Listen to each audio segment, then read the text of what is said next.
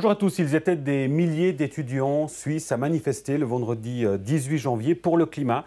Une grève des cours qui a réuni plus de 8000 personnes à Lausanne. Parmi eux, une centaine de gymnasiens nyonnais et deux d'entre eux sont avec nous aujourd'hui.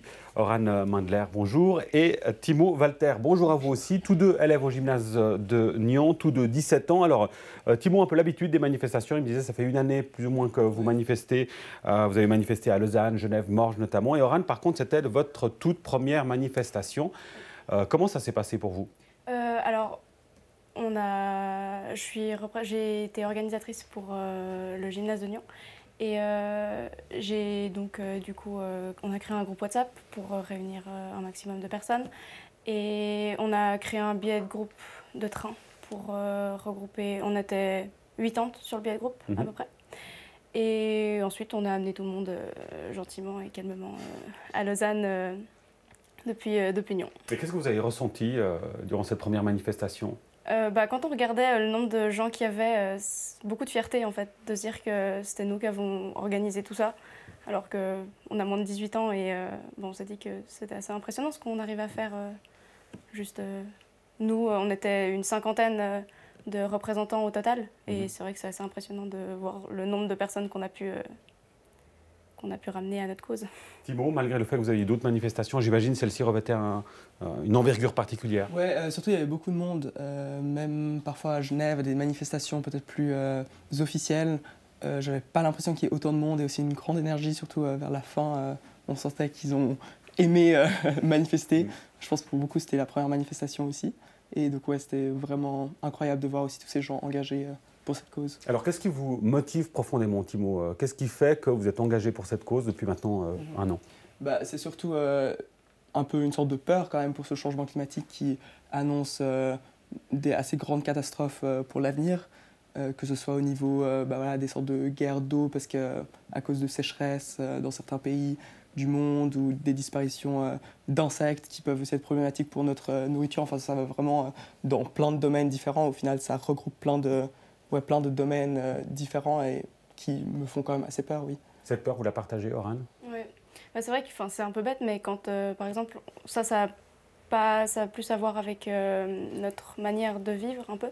C'est quand je suis sur l'autoroute et qu'il y a des bouchons, et de voir toutes ces voitures qui polluent et qui émettent des gaz et tout ça, ça me fait super peur. Enfin, je me dis que c'est partout comme ça sur la planète, et je trouve ça affreux de se dire que personne ne se pose de questions et que tout le monde se dit que c'est complètement normal qu'on pollue à ce point-là. Et c'est vrai qu'après, ça a des conséquences naturelles assez catastrophiques aussi, et c'est vrai que ça fait assez peur de se dire qu'on ne sait pas trop ce qui va se passer et combien d'espèces vont disparaître d'ici peu de temps, et à quoi elle va ressembler notre planète dans 10 ans, quoi.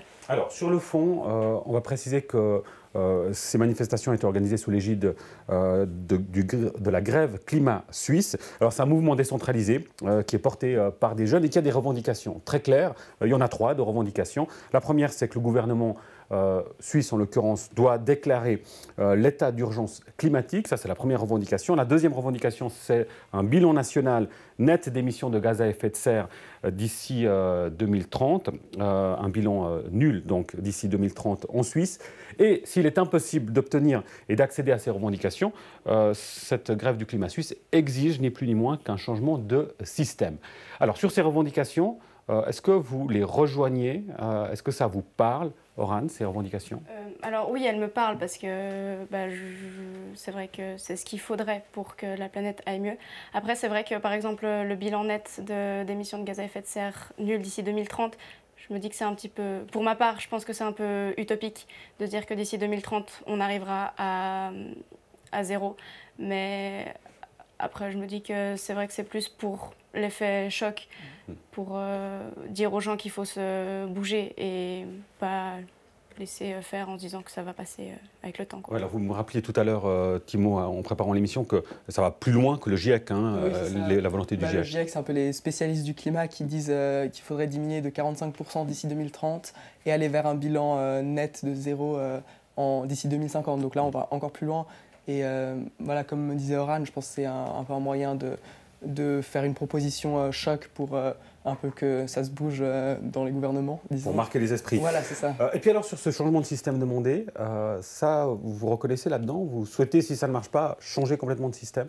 Bah, il faudrait, si ça ne marche pas, on n'a pas vraiment d'autre choix que de changer. Maintenant, bon, moi personnellement, je considère que je n'ai pas forcément les connaissances nécessaires pour pouvoir imaginer un nouveau système, surtout vu que j'ai toujours vécu un peu dans le même. Mais bah, maintenant, si ce n'est pas un changement de système, c'est vraiment des modifications dans notre système actuel. Déjà, ça peut déjà faire beaucoup au sein de la Suisse et au sein du monde entier, en fait. Alors, quel type de changement, Orhan? Qu'est-ce qui, aujourd'hui, ne vont pas? Qu'est-ce qui ne va pas? Vous nous avez donné l'exemple justement de ces voitures sur l'autoroute.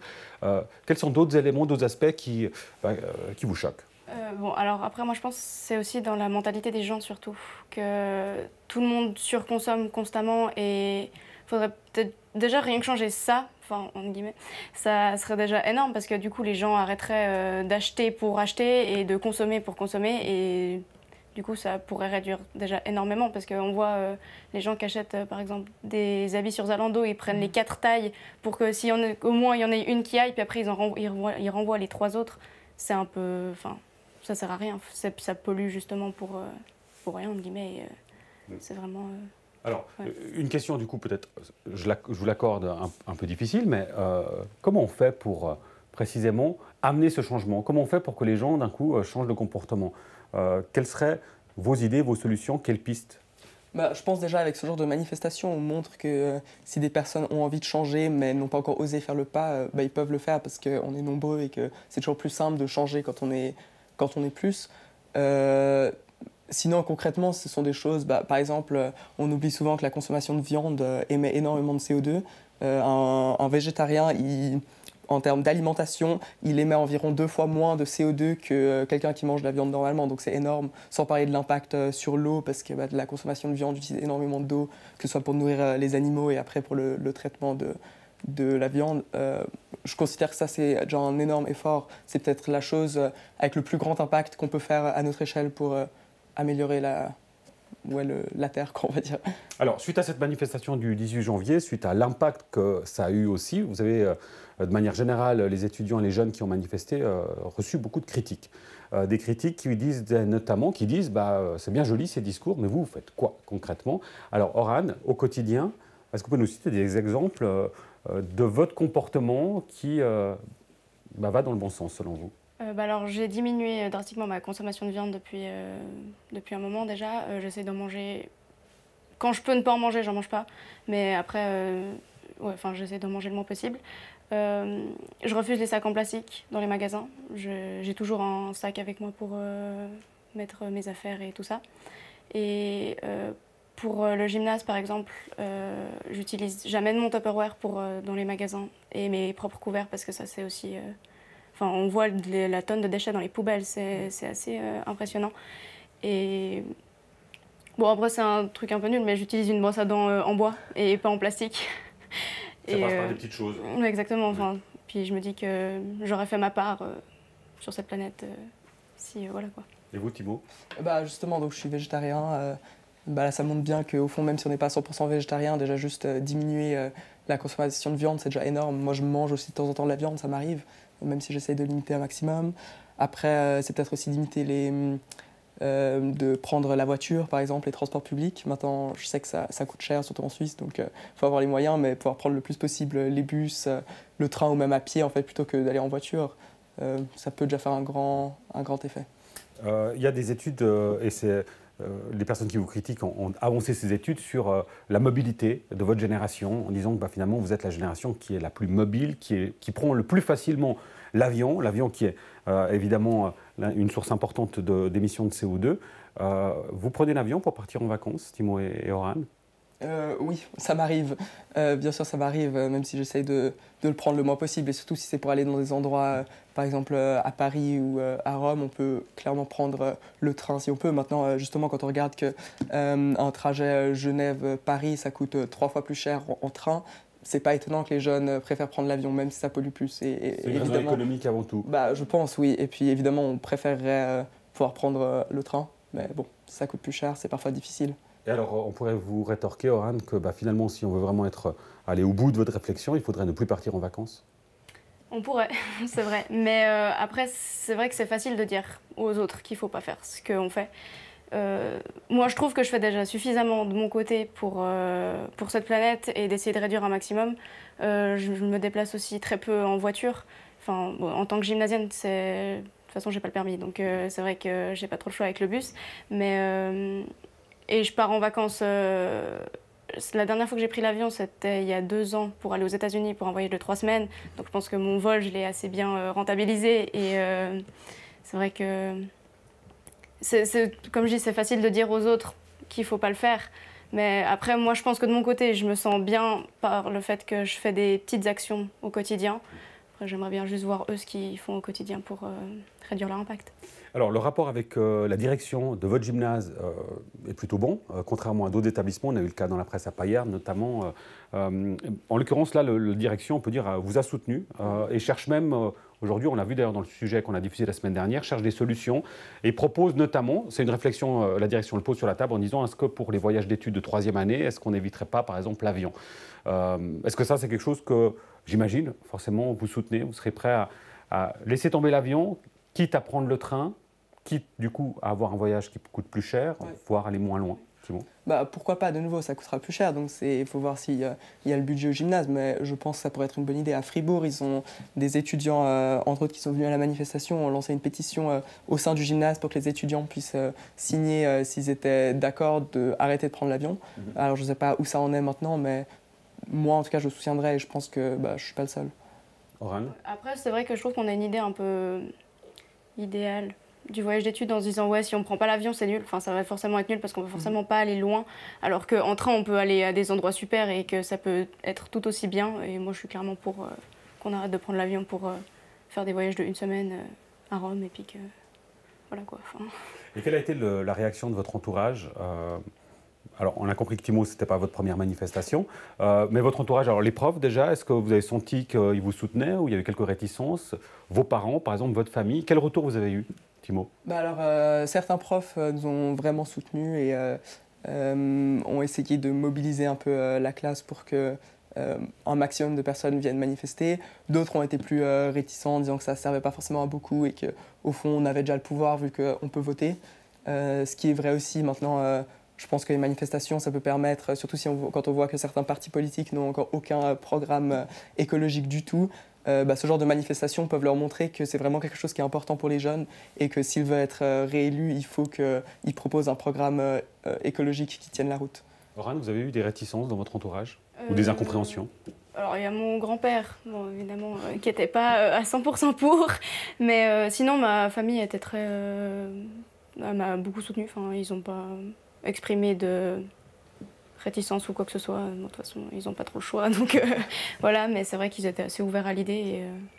Ouais. Alors, ce mouvement est parti à la base d'une personne.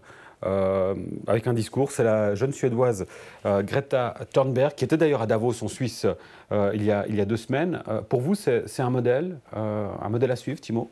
En partie, oui, je la trouve extrêmement courageuse, surtout quand on écoute ses discours, que ce soit à la COP24 ou au forum de Davos. Elle est extrêmement courageuse, comment elle tient ses objectifs et aussi comment elle manifeste. Elle fait la grève tous les vendredis en Suède devant le Parlement.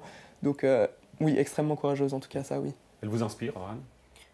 C'est vrai que dans un sens, ça motive de voir qu'il y a des gens qui sont prêts à faire autant de sacrifices qu'elle pour ça. Et du coup, on se dit, c'est vrai que on se dit qu'on peut y arriver aussi. Et ouais, ça motive. Alors, une autre critique qui était entendue suite à cette manifestation, c'est de dire c'est facile de manifester un jour de cours, en l'occurrence un vendredi, de faire grève durant les cours. Il y a une manifestation qui est prévue ce samedi. Du coup, pas de cours le samedi. Vous y serez, Timo, Oran? Oui, bien sûr, oui. Et est-ce que la préparation de cette manifestation est différente? Qu'est-ce qui change peut-être à l'approche de cette manifestation, Oran, vu que vous en avez déjà une derrière vous? Alors, on a beaucoup moins lancé je sais pas comment dire, fait de pub un peu pour la manifestation. Là, c'est vrai qu'on s'est un peu relâché après et c'était peut-être pas une excellente idée parce que pas beaucoup de gens ont entendu et cette manifestation, elle a été organisée un peu... elle était très proche de la première et du coup, c'était un peu c'était un peu compliqué de tout remettre en place et de tout faire. Et c'est vrai que c'est très très fatigant comme organisation à faire. Et cette fois, on s'est dit que comme ce n'était pas pendant les cours, les gens pouvaient se débrouiller entre guillemets tout seuls. Et s'ils avaient envie de venir, ils venaient. Et puis sinon... Donc, du coup, forcément, Timo, on va s'attendre à moins de monde, a priori, Ouais, samedi. maintenant, j'espère que des personnes qui sont venues vendredi à la grève se diront bon, bah, je viens aussi samedi à la manifestation, parce qu'ils auront peut-être découvert ce que c'est une manifestation et que ça donne vraiment beaucoup de force aussi dans nos convictions personnelles. Peut-être aussi d'autres personnes qui ne sont pas venues vendredi parce qu'ils disaient ça ne sert à rien, et qui au final, quand ils ont vu qu'on était 22 000 dans toute la Suisse, sans parler de tous les autres pays européens et dans le monde, à manifester, que peut-être qu'ils se diront bon, bah, je viens aussi, je m'engage aussi. C'est un peu mon objectif. Alors, on arrive au terme de l'émission. On va terminer peut-être sur un élément. C'est finalement, j'aimerais entendre votre message aux politiciens, aux politiciennes, aux politiques, que vous accusez justement de laxisme, de laisser aller, de ne pas être assez courageux. Chacun d'entre vous, si vous aviez un message à leur faire passer, quel serait ce message? On commence avec vous, Timo. Principalement d'arrêter disons, dénigrer l'écologie. On voit avec ces manifestations que c'est quelque chose d'important pour les jeunes, et du coup je pense qu'ils devraient nous prendre au sérieux et prendre aussi cette cause au sérieux. Quand on voit que des lois comme la loi CO2 qui a été proposée ont été débattues et au final ça n'a rien donné, alors que ça aurait justement permis de, par exemple, taxer les carburants des avions et donc de permettre à ce que nous les jeunes on prenne peut-être moins souvent l'avion, ce qui est quand même la critique principale qu'on a. Quand on voit que ce genre de loi ça amène nulle part, on se demande si ça les intéresse ou pas du tout. Apparemment pas du tout, mais c'est dommage. Oran, imaginons, admettons que vous êtes à l'Assemblée fédérale, devant les politiciens. Qu'est-ce que vous leur dites? Qu'il est peut-être temps de se bouger un peu les fesses, parce que là, on n'a plus beaucoup de temps et c'est à force de reculer le problème que d'un coup, on va se retrouver face à tout. Et pour le moment, l'argent peut peut-être nous sauver, mais quand la Terre elle sera en feu et qu'on n'aura plus d'eau et que ce sera la guerre partout à cause de la nourriture et de l'eau, l'argent, on pourra en avoir autant qu'on veut, ça ne servira plus à rien du tout. Voilà, et ce sera le mot de la fin. Merci beaucoup, Oran Mandler et Timo Walter, donc étudiants au gymnase de Nyon, 17 ans, qui étaient à la manifestation donc, le 18 janvier et qui le seront aussi ce samedi 2 février. Merci beaucoup, bonne continuation. Merci à vous de nous avoir suivis. On se retrouve la semaine prochaine, probablement avec des invités un peu plus âgés. Allez, bonne suite de programme, à très bientôt.